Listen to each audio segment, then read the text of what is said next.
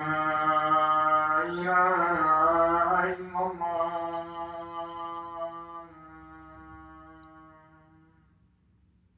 So what does it mean to be a Muslim, right? Mm-hmm. So essentially, the first thing is in your heart, you should be certain based on what you know. Your heart should be comfortable at knowing and testifying that there's only one God worthy of worship, right? Worthy of our utmost love, fear, hope, trust, dependence, submission. Only one God. And He is completely perfect with His names and attributes, His abilities, His qualities, and no one is like Him. He doesn't have any sons or daughters that share anything of His dominion. They don't share any attribute of His. Is completely and uniquely perfect, Mm-hmm. right?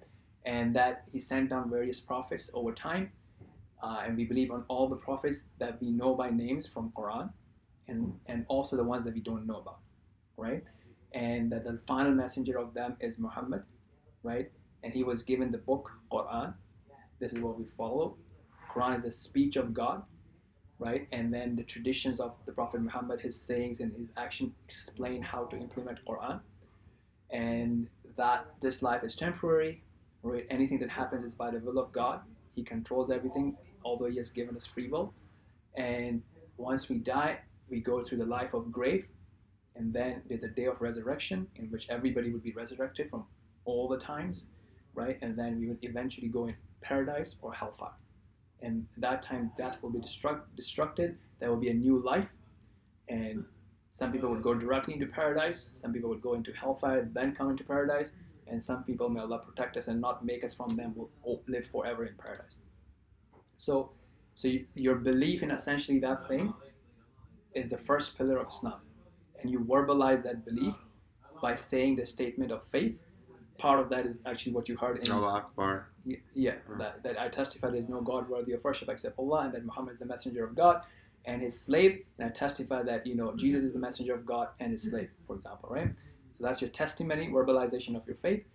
Then the next thing, when this leads to, is like, okay, so now you know that God is God. So what does God want me to do? Right. So the most important thing that God wants you to do is 5 prayers, right? Mm-hmm. So 5 daily prayers that happen in specific intervals, right? That help you connect with God. Obviously, you can pray a lot more than that, Right. but those are the minimums that helps you connect, pause from your world, and really realize that, hey, at the end of the day, God controls everything. Mm-hmm. I have to pause, take time, have a conversation with God, ask Him, thank Him, praise Him, all that sort of stuff.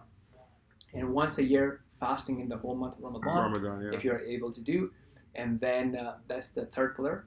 The fourth pillar is basically the charity. Charity. So if you have excess wealth, so not including your car and your home and all that sort of stuff, from your excess wealth that stays with you for a year, you give 2.5% to charity, right? That's different. That's a lot different. Yeah. In Christian and Protestant circles, it's tithe, which is 10%. Right. So this is only 2 every week. Oh, every week. Oh, it's before tax.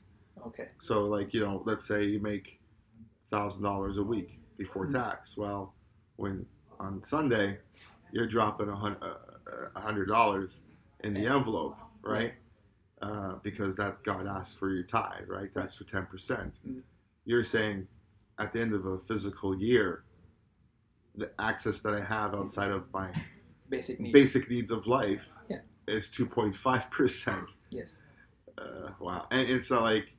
And obviously, the more you do it, not preached about every Sunday at the end of a service, right? Right. I mean, obviously, they would ask you for donation. Of course, yeah. But you give that out of your free will, right? And that's your investment, as right? Well, right. I mean, obviously, you give God money. I mean, it's not going to be that God won't give you more, right? Yeah. But it's not compulsory. Yeah, I had a friend of mine who, when his first son was born, I guess I don't know how old the boy was. Maybe he was a year old by this time. Yeah.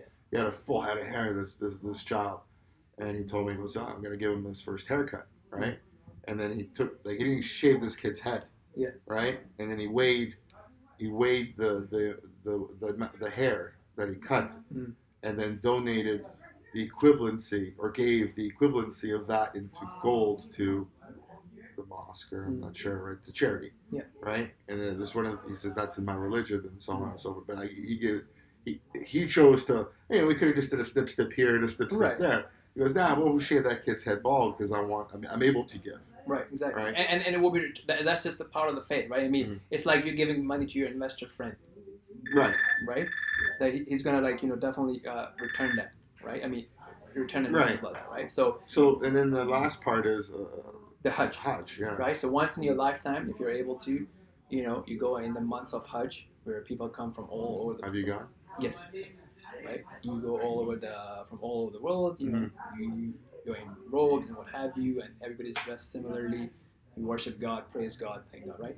But then again, now this is, for example, like, why did you choose Makkah, right? I don't know, right? That's his choice, but it's not a random choice. I know that for sure. There's wisdom behind it, but why Makkah? I don't know, right? So sometimes we may have, if you think about it, yeah, people might have somebody can think about it, okay, let's imagine if it was Canada versus something else, so you may reach some partial wisdom, but so every choice of God has a full wisdom. Sometimes we reach a lot, sometimes it's given in Quran, sometimes it's not. And that's part of that trust and submission, right? I mean, because you're never going to be equal to the knowledge of God, right? And that's where submission comes in, right? And so on and so forth. So yeah, so that's basically what it is. So first is a confession of faith. Yes.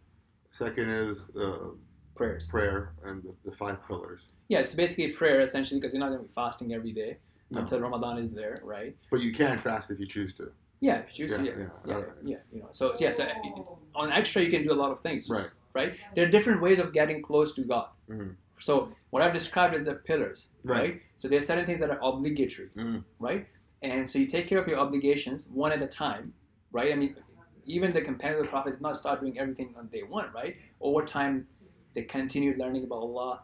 They were more inspired, more loving Allah. They wanted to worship more, because the more trust you have, if God is telling me to do something, it has good in it, right? And then after you've taken care of your obligations, then everybody is different. Yeah, so you're not saying change now. You're saying steps, or baby steps. Exactly. And then, you have to be able to crawl before you could walk. Right. Before you could run. Yeah, but I mean, somebody having the faith, right, and worshiping God alone, and then working on prayers is much ahead of someone who does not even believe in God in the true sense. I mean, he believes in it, but he has partners and this confused notion of distribution and what have you, right? So you work on that, and because eventually we do want to have the retirement in paradise. I mean, there's this retirement here with the RSP and what have you, but the major retirement is in paradise. And after, and along with that, everybody's different, right? So some people like to do office work and help serve in that way. Some do what I'm doing, right? Some like to learn and teach. Some like to do their businesses and then donate, right? So everybody is different on what interests them and what their natural inclination is towards. Right. And there's all different ways of serving God. But the foundational pillars are something that everybody should be, working towards. Yeah, you've broken everything down really. I was gonna say, what's my next step? Well, next step, if what I said makes sense to you, is to verbalize your testimony of faith, and which would basically mean that you are a Muslim. And obviously, I mean, as I said, even the Prophet Muhammad cannot convert his uncle.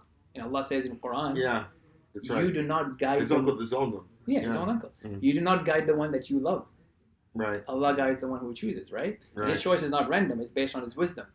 So you can only convey, right? Which I've done, right? Now, if that makes sense to you and Allah gives you that courage, you verbalize it, and then, from our perspective, you're treated as Muslim, what's in your heart is between you and Allah. If your conversion is sincere for His sake, as I said, you have doubled the reward, right? Don't tell this to Ayan, she might be like, oh.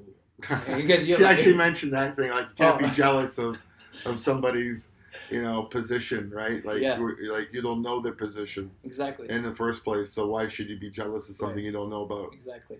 She mentioned it. So we were talking about magic for some reason, right? Okay, so we have the prayer happening in 4 minutes. We gotta move. So if you're comfortable, you can verbalize. If you're not, that's fine too. If you're comfortable, you verbalize, you pray your first prayer today. If not, you want to wait, that's fine. I wanted to go, and personally, I wanted to see,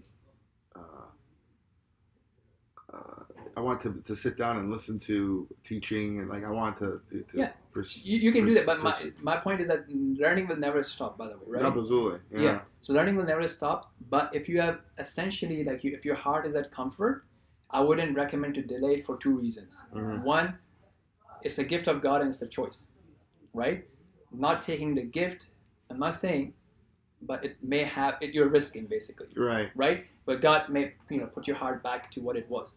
May not. Mhm. I don't know. I can't claim for God. Right. B, it's like this soccer game that happened yesterday, right? But there's no timer, so we don't know when our timer is going to be up. You don't know. Yeah, the referee. There You are don't know many when the people- referee's going to blow the whistle. Exactly. Yeah. Right. So I mean, who knows? I mean, there have been people who took their shahada. I mean, they had sincerity of faith and they did not even pray a single prayer, never fasted, and they were called up, boom, to paradise. I see this as the very. Here's the thing: I've never opened up the Quran yet and read it, and I don't know if I should do that first before I even talk. No, it's not. It's not a necessity, right? Like for me, you're. Yeah, you've answered all my questions, and I'm like, okay. I have no rebuttal. The Quran was revealed, over 13 years, right? Mm-hmm. Over 23 years, right? Okay. And people accepted Islam, and they kept hearing Quran, right? People accepted Islam even before knowing that there were prayers, right? People accepted Islam even before knowing that alcohol was prohibited, right? Right. They just accepted. What they accepted is basically that there's one true God. There is one true God. And who is completely in charge, without any partners, without any sons and daughters, and he is in charge of everything, and then Muhammad is the messenger of God, right? That's what you're testifying, right? And then over time, you're okay, so let me see what else does God want me to do, where else can I That's step what up? I want to know. What else does God want me to do? So I've given you the 5 pillars, right? Yes. And it's going to take you time to take care of that. Yeah. Right? Yeah, it's going to be, to get up at whatever time to Exactly. do things. And then, as your love for God grows and your facilitation grows, you'll keep doing my love for God is there. I love God. So you'll be driven by that love. So anyways, as I said, it's your choice. You do have to go for prayers. So, I mean, if you want to verbalize now, you can do that. If you want to do it after, you can sit down, think as we pray.